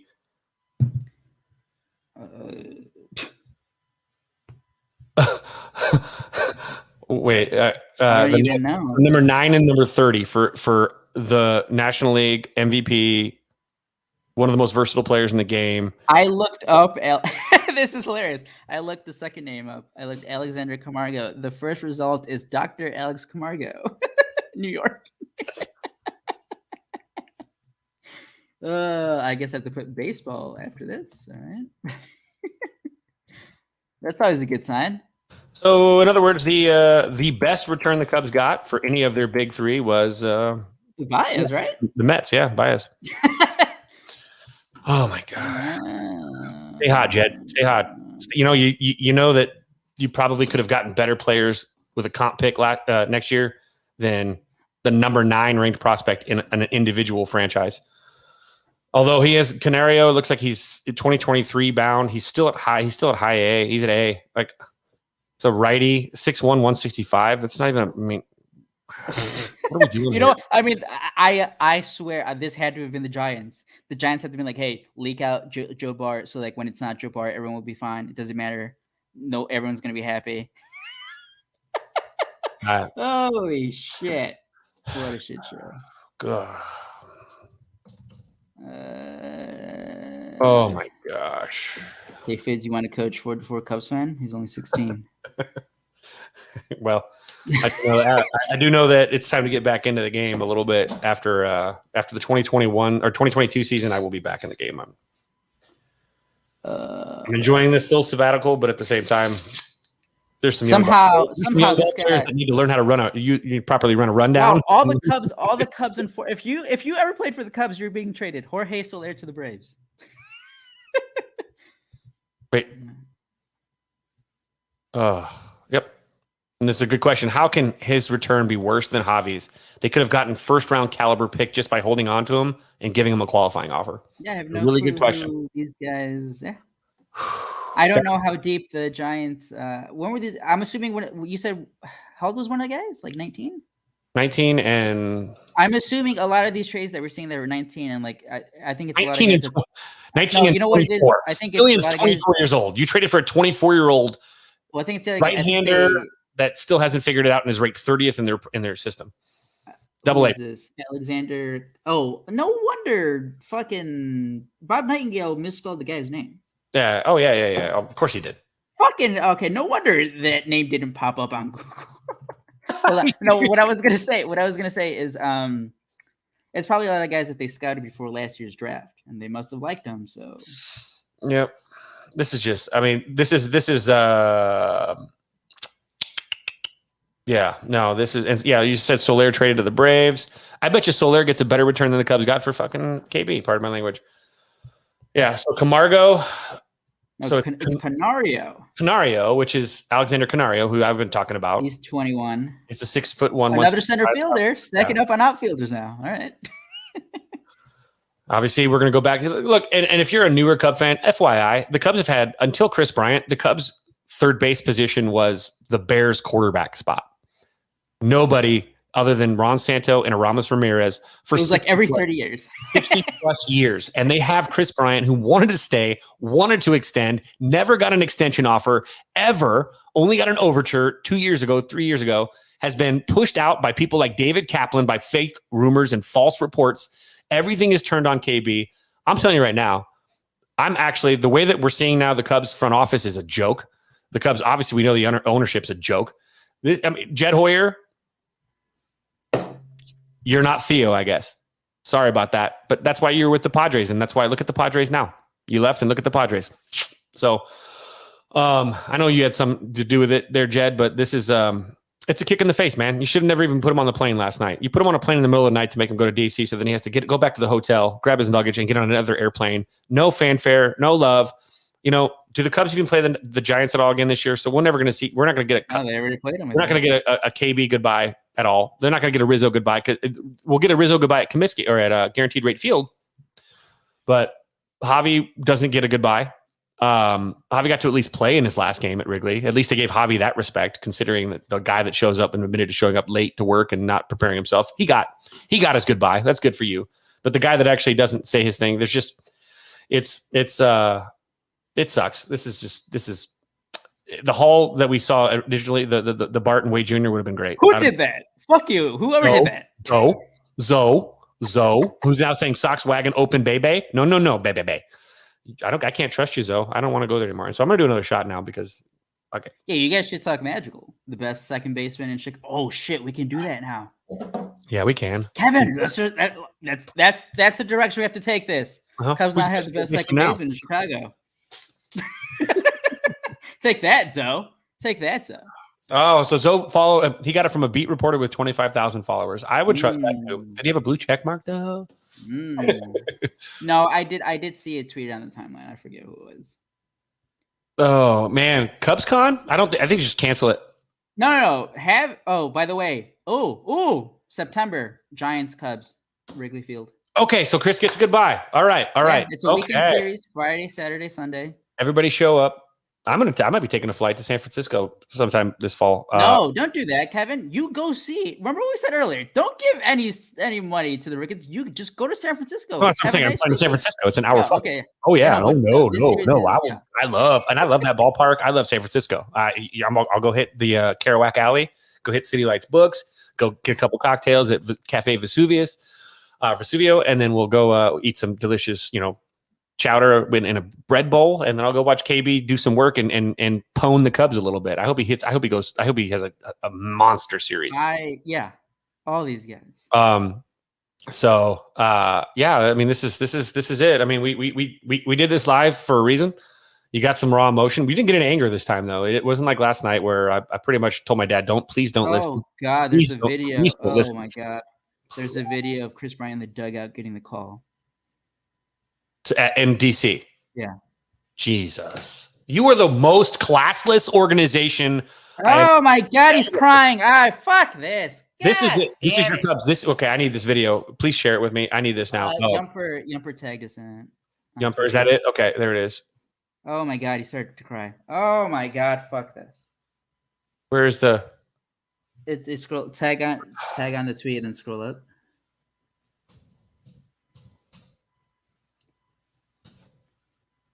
Here, you know what? I'm going to. This is a bad week because the Vegas Golden Knights T-boned Marc-Andre Fleury, who is the greatest. Obviously, it's only a first brand new franchise, but the most important player in the Vegas community for the Vegas Golden Knights. And now I'm watching Chris Bryant cry in the dugout.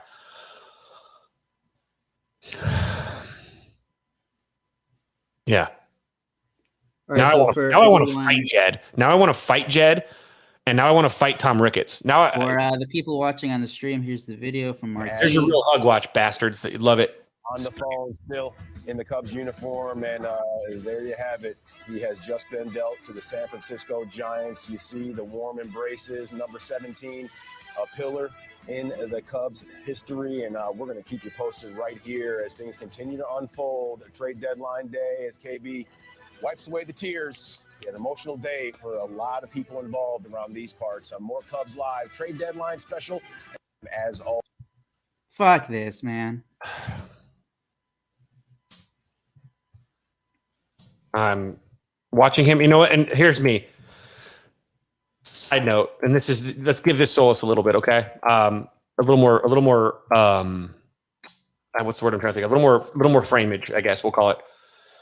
He's not just crying because he's losing the Cubs. He's also crying because this shit's over now. It's done. He has 3 years. Chris Bryant has dealt with bullshit rumors, fake rumors. You're traded, trade KB. KB sucks. He's greedy. He turned down fake contracts, blah, blah, blah. It's over now. He doesn't have to deal with this bullshit ever again in his career. He's too good for the Cubs. He's too good, not for the Cubs fans or the Cubs organization, the name on the front. He's too good for those pieces of shit in that front office. He's too good for the pieces of crap that own the team. He's too good for them, and he deserves better. And so does Javi. So does Rizzo. All those guys deserve better. So you know what? He's not just crying because he's leaving the Cubs, and I know that it's an emotional moment in that sense. He's crying because he finally controls his own destiny. He does not have to work for a piece of shit boss. He gets to choose his boss now. He gets to choose his boss. And do you think for a second he's going to come back to the Chicago Cubs after all this? If you do, I'm sorry. I don't want to break it to you too negatively. It ain't happening. He's not coming back. This is it. KB is gone. And the 3 years of this pressure, that's got to be a weight off of his shoulder too. He's got to be terribly sad. And obviously we'll find out. I'm going to be talk to him later. Hopefully he's a little bit more available. We'll find out. But it's over. Like, he doesn't have to worry about trade rumors anymore. Every contract that he will have from here on out, he will have a no trade clause. Every contract that he has from here on out, he gets to choose who he signs with, where he signs, and where, what kind of person he works for. All those things now, he chooses his own destiny. Anthony Rizzo gets to choose his own destiny. Javi Baez gets to choose his own destiny. And it sounds like these guys ain't going to choose the friendly confines, because the friendly confines ain't the friendly confines anymore. It's the corporate confines, and it ain't the same. And so, unfortunately, it sucks, and I hate seeing him cry right now because that makes me want to beat someone's ass. That was the most fucking heartbreaking thing.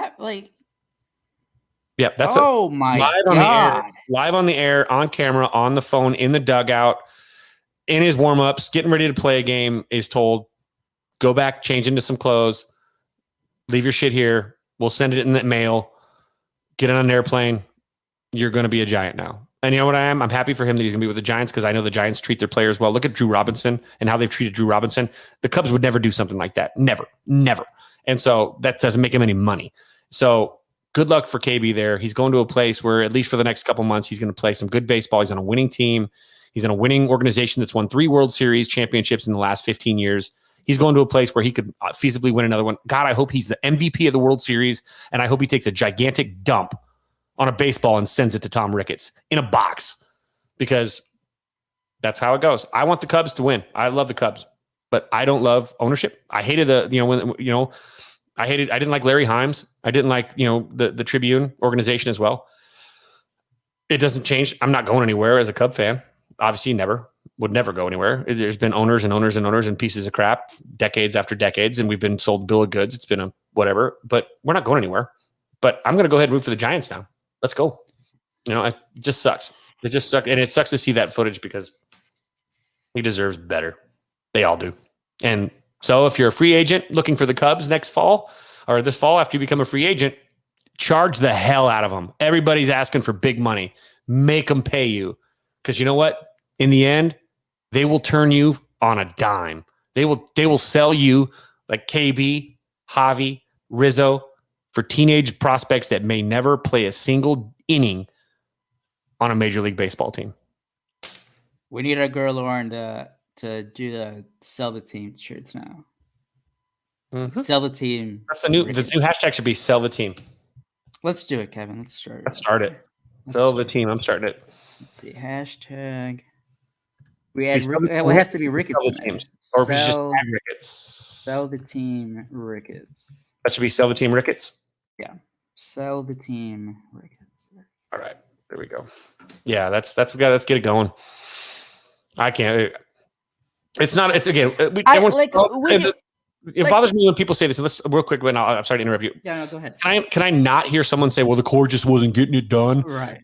No. How about this? Why don't you build around the core? The core isn't the only 3 or 4 guys. You need 5, 6, 7, 8, and pitching and a bullpen. They've never built properly, other than 1 year where they caught lightning in a bottle, around the core. So let's stop saying the core didn't get it done in the playoffs. No, you know who didn't get it done?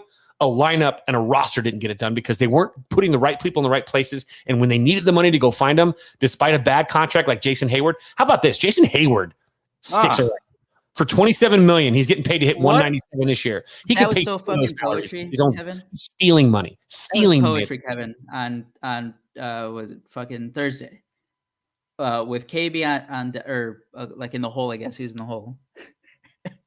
But who is the guy who was standing between for Cubs fans to get their last time to see KB? Who is the guy up there who was in the way? Last chance to do is fucking Jason Hayward, and he strikes out.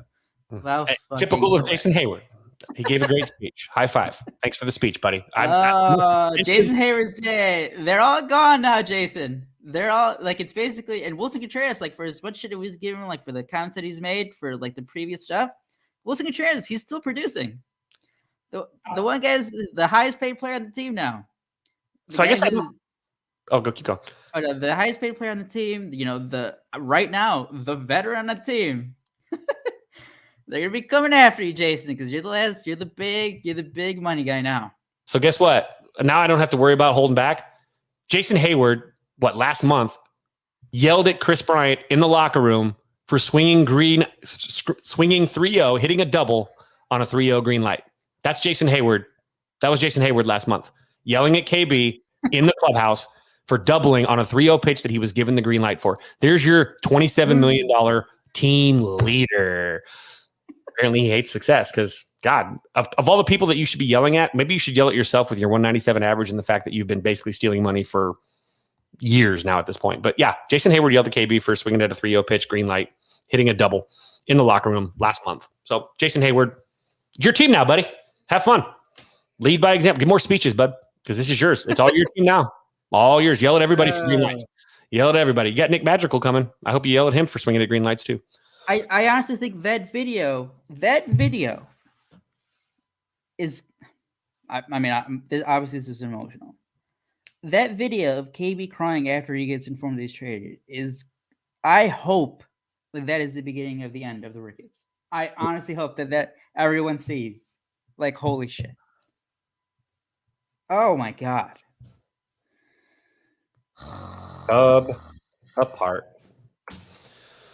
Oh, and it's kind of funny. I'm so sad. I'm so pathetic. I've been holding on to so many stories, but there's now the people that I had, the ones that I was like so ready to like throw like the grenade into, also got traded. There's no reason. The only grenade to throw now is how poorly all these guys have been treated by that front office the entire time. Someone shows up second to the ballpark every day and gets yelled at because he's in the training room getting taken care of because he wasn't visible while in the training room because he wasn't making, it's just, there's so many, I can throw a hand grenade, but I'm not gonna, because you know what? The guys that the hand grenade should be 100% reserved for Tom Ricketts and his little minion, little stooge boy. Jed Hoyer is the stooge boy now. I'm done with it. I don't give Jed Hoyer anything. You know what? You could have figured out a way, Jed. You could have figured out a way. And if your boss tells you to cut these guys, you know what you do? You turn in your damn keys. That's what you do. So Jed Hoyer obviously is on board with the Ricketts plan.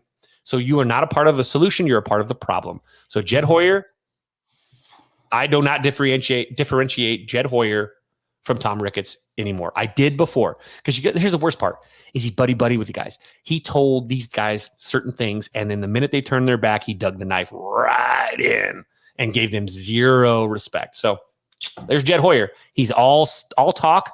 He's not a loyal friend. He's someone, again, this is why I think Theo was better. Theo didn't even talk to the guys. So the guys didn't know Theo.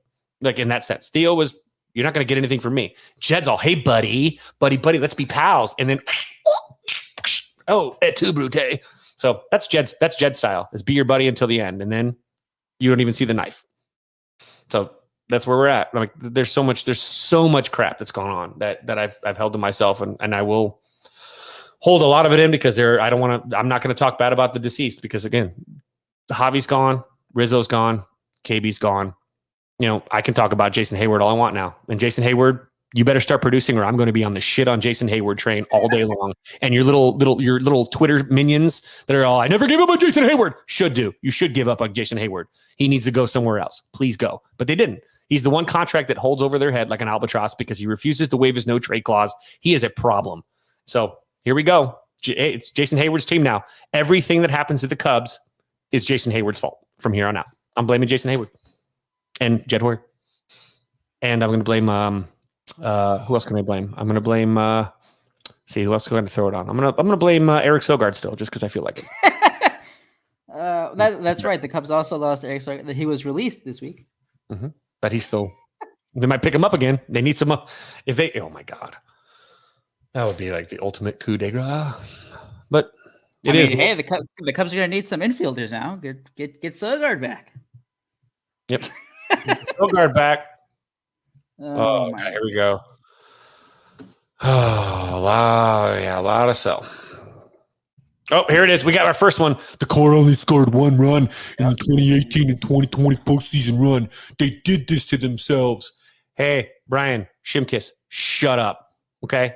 There are, 6 other players on that roster in a starting lineup that need to get the job done as well. Shut up. Oh, the Core. Oh, you're jumping everywhere, buddy. Oh, Brian Shimkus we found Jed Hoyer's burner account. It's at Brian Shimkus on Twitter. And it's also Chris PLS Homer, who told me to shut the fuck up. Okay, thanks, bud. And you have the frog on. Okay, racist. Thanks. You got the frog. Bye. And blocked. Blocky for that talkie cocky. I'm so sorry that people are upset that I called the Cubs organization the least classy organization in sports right now. Oh, I'm so sorry. Go ahead and defend the billionaires, douche. We have another trade. Pirates closer Richard Rodriguez to the Braves. So the Braves get some bullpen help. Well, they hope so. He's been terrible since the spider attack ban. Let's see. We're 35 minutes past the deadline. A couple deals have come in, so we'll stick around for a few more minutes.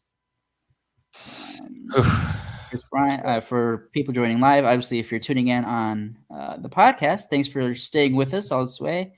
For anyone tuning in late here, Chris Bryant to the Giants, Baez and Trevor Williams to the Mets, Anthony Rizzo to the Yankees, a couple Kimbrel to the White Sox. We can't forget about that part. White Sox fans, you guys should be happy as hell, ecstatic. Yep. You guys are now the AL favorites. How about this? God, Sox fans, you're going to hear this. You have the best baseball owner in Chicago.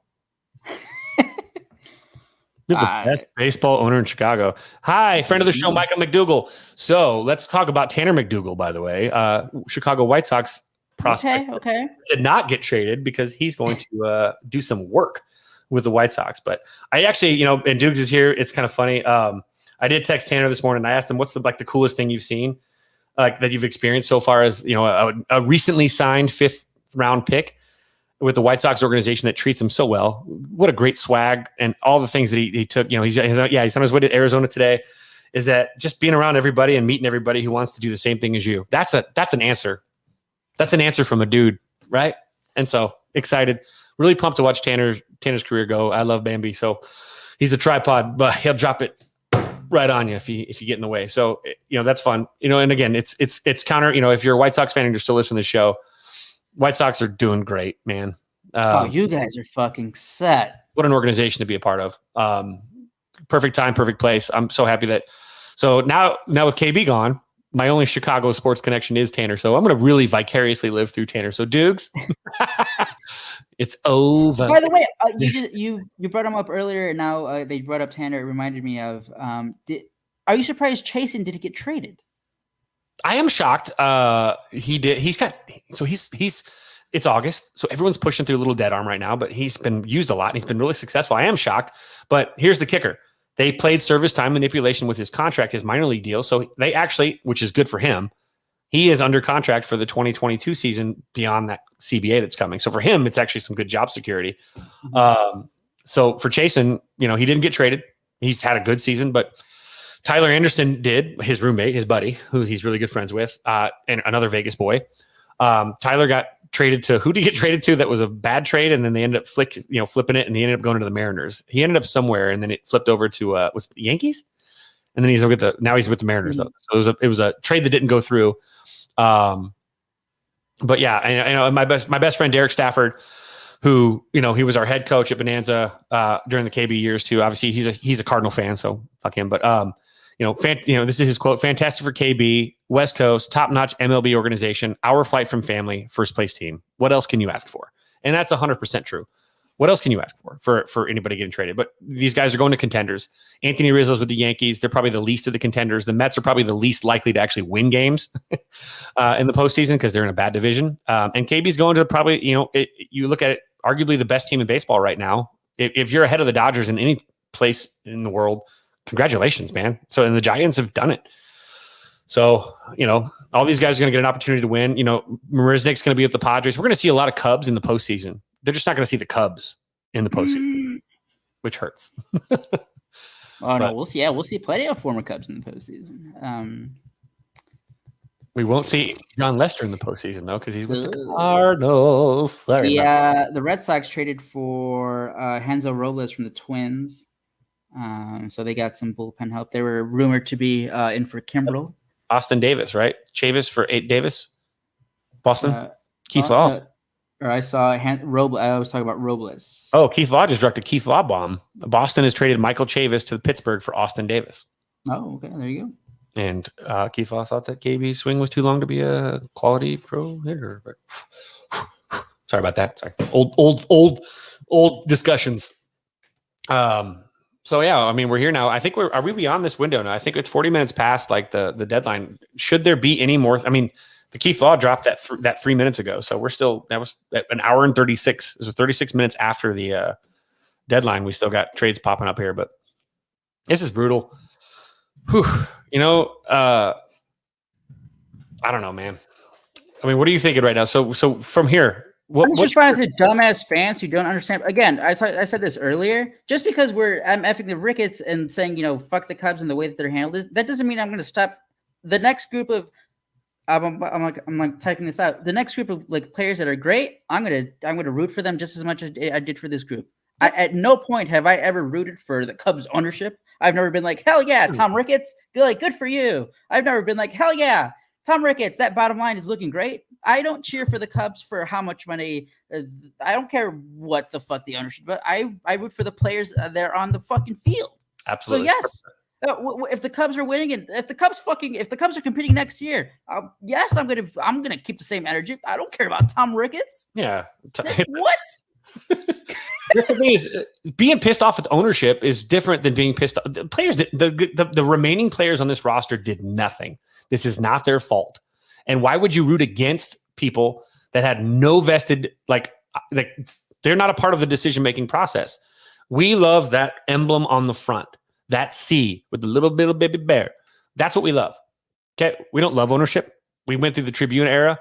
I pray to God every night now from here on out that Mark Cuban buys the Cubs. But, this would be a very different world if Mark Cuban was the one that bought the Cubs, obviously. Major League Baseball didn't like Mark Cuban, so they really fought that one kicking and screaming. But the fact is, we're not going anywhere. I'm going to be the biggest critic. It's fine with being critical. How about this? What do you like? What's a good friend? Is a good friend that tells you what you want to hear, or is a good friend someone that tells you what you need to hear? Which one do you consider a good friend? Because we're going to tell the Cubs what they need to hear, not what they want to hear. Cub fans, you're going to hear what you need to hear, not what you want to hear. We're not going to say, oh my God, it's glorious. So Patrick Wisdom is the centerpiece. He's so good. He's going to win worlds. No, look, if there's a problem, there's a problem. And this is a problem. The Cubs ownership sucks. All right. And Jed was whatever. Jed took the job knowing that he was going to be a yes man for a bunch of classless clowns. He took the job. So Jed, you picked your lot. So you wear it. This is your, you made your bet, you lie in it. Same with us as fans. Don't let them off the hook. Don't let them off the hook. I can't say this enough. Don't let these billionaire owners that tell you that you should be supporting them unconditionally off the hook. Do not stop. Hold them. We have another reliever trade. Diamondbacks sending Joaquin Soria to the Blue Jays. So Blue Jays getting another pitcher for their staff stinks. They need as much pitching help as they can get. Cleveland made a couple trades. I think we went over them. We got to get earlier. We got to get. You know what comment I just got, Kevin? I got the continue being a meatball. You just told you to be a meatball? Yes, because I'm mad that the Cubs didn't keep Chris Bryant, or that the Cubs. Here we go. Where is it at? Oh, did you just keep that same energy when they're winning again? Oh, is that the same one, or did someone call you meatball? Somebody else. On that post though, let's see. A reply to it was a reply to that one. I like. I actually like meathead. Being a meathead. Cubs in 7 has the best picture right there. It's the Michael Jordan F the Ricketts. F them Ricketts. I've retweeted that. See here. Who called you a meatball? Oh, spare me. President-elect Dewey. Really? Okay. You have 64 followers, nerd. Max Jansky. Oh, he's got that profile pic that actually you want to put like in that, that picture where it's like all the different white dudes with the sunglasses on? This is a rarity, guys. I know we talked about it on Thursday. Oh, you're an idiot. You guys said, Aldo keeps us cool. Guys caught me at a bad time. Not today. Not today. Not today. It's been a while. It's been a while, but not today. Mike Jones, 1898, can suck a large quantity of uncooked Rocky Mountain oysters down his throat. He said, I guess he shouldn't have turned down 200 million. So I just go ahead and just exactly. Like, you're an idiot. That's why I said one of my first responses to him was like, no, or like I think the second one. I was like, literally none of this is true. So I'm like, I am done with you. I don't even care anymore. It's better. The message from Twitter. Thanks. Twitter will use this to make your timeline better. I need that guy out of my timeline forever. You know what? And you want to, if you're a whatever, you want to troll me, go ahead. Troll me all you want. This is from Anthony Rizzucci, by the way, KB's teammate, one of his best friends, his double date partner. Chris and Jess, Anthony and Bella were the double date partners throughout high school. They were like thick as thieves. This is sad, but at least Giants fans will treat him very well.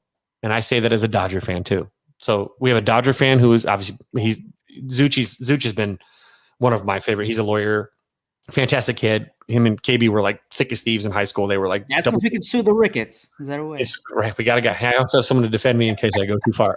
But Zuch is perfect, man. He's a Dodger fan, and he knows that KB deserves better. He deserves to be treated better. And Cub fans haven't treated KB that well. A lot of us have. Most of us have. But there's been a contingent of all the big three up until recently. Rizzo started getting it late because people were like doing that, like I'm going to break up with you before you break up with me, a thing. KB is the one that's worn the most crap of those three for the last 3 years since Dave Kaplan's bullshit report about his Oh my God, that guy. So Cub fans, also don't just reserve your ire for the Ricketts. Reserve your ire to Dave Kaplan. Dave Kaplan is the one that reported that. He has been the one singular source from the contract offer well north of $200 million that started the entire anti-KB movement. It started with Kaplan carrying water for Crane Kinney, a contract offer that never happened and has always been denied. That is zero true. And Dave Kaplan doesn't even have the sack to apologize for misrepresenting it. So you know what? Save some of that Ricketts ire. Give like 5 to 10% to Dave Kaplan because some of this falls at his bald ass feet. Voldemort. So we're now at what are we? It's 1:46 our time, Kevin. So almost an hour after the deadline. It looks like the last of the deals have been sent in. Just to recap again for the last time, this is it, Cubs fans. It's the not rebuild is on. Chris Bryant to the Giants. The retool, rebuild, whatever. The shit show is on for the Cubs. Chris Bryant to the Giants. Javier Baez and Trevor Williams in a package deal to the Mets. Anthony Rizzo to the Yankees. Craig Kimbrel to the White Sox for Nick Madrigal. And Cody Hoyer, Jake Marisnick to the Padres, Ryan Tepera to the White Sox. Kyle Schwarber. That's right. For ex-Cubs updates, Kyle Schwarber, like the middle of the night, traded to the Red Sox. Jorge Solaire to the Braves. John Lester, the other gut punch too for his Cub fan. A lot of emotional stuff there when he left, and seeing him go to the Cardinals. He's now with the Cardinals. He's going to pitch against the Cubs again this year. That's right. I honestly, that John Lester has been that good. So yeah, that lineup now. Well, yeah, scoring already. He's loving it. He's like, let me get it. Bet the under every Cub game for the rest of the season. What a brutal deadline. Like again, we talked about it. It's emotional. This is the most. If I was a fan of any other team, it probably wouldn't be as big a deal. But no. If I was a fan of any other team, I would be like, holy shit, this is the best trade deadline ever. Deals everywhere. But I am a Cubs fan who just had the core three players, the three faces of the franchise for the past basically decade, starting with Rizzo, just traded for because why? Because right now it appears because the team doesn't want to spend. Any last thoughts there for you, Kevin? We want to end on a positive note. Hey, it can be anything. The old man used to always tell me, You control the things you have control over. You control how you can respond to certain things. You can feel feelings, never hide them, never shy away from your emotions. Wear them on your sleeve like a damn badge of honor. But to be honest, we're out of this is not in our control. We don't control anything right now. We had to, and this has been a very mentally exhausting moment for Cub fans. The emotional, mental strain. I know a lot of people, like I've seen a lot of tweets where people are like, I haven't slept. I don't know what's going on. Like, this has been an emotional for all of us as Cub fans. And I think that in this moment where we're all pissed off, let's direct our ire towards the right people, ownership in the front office. But let's also be there for our fellow Cub fans as we go through these stages of grief, as we've joked about on the show a few times now. We're all a family still. Cub fans are a family. We're not owners. It's not the Green Bay Packers. We don't own the team. We're not in the front office. So the only thing we have are ourselves. Cub fans together as a family. And we might hate each other sometimes or annoy each other sometimes and piss each other off sometimes. But in the end, we're still the family that will always transcend ownership, players, rosters, front offices. We are here for good. I'm a fifth generation Cub fan. I can go back here and grab the Babe Ruth called shot game score book right there in the little envelope that you see behind my head that's kind of sitting up the top next to my Lake Park helmet. We are always here. They will come and go. So be there for your fellow Cub fans. Be a family and love each other. Because guess what? It's only us. And we've learned this today. There ain't anything else besides us as fans together. We have no control over anything else but how we react and how we treat each other in these moments. White Sox fans, enjoy this run. Fantastic trade deadline. Got some great ball players. You sort up your bullpen. You got a second base hole filled. Go finish this stuff. And for the San Francisco Giants, win the whole fucking thing. And that's my last thought. Like, I don't know. This is going to take like a while to process. Anthony Rizzo's going to wear number 48 for the Yankees. That just seems weird to me. Like the number, it's 48. He can't wear Reggie Jackson. So he can't wear like 48. Just seems. That's like a reliever. Rizzo, pick a better number, baby. I know the Yankees have like half the numbers retired, but come on, 48. I'm just that. I don't know. Again, I said it earlier, like probably like an hour ago. I don't know what Fantasyland I was thinking of. They're like, oh, like maybe there's a chance, like they keep Chris Bryant, but no. I've honestly I don't really have anything else for White Sox fans. You guys have to be on the fucking moon right now. You guys are the AL favorites. You guys are nasty. Like, good for you guys. And yeah, Cubs. That fuck. But for Kevin, Aldo, also for Zoe, who joined us for a bit. This is the Pinwheels and Ivy podcast. See you next week.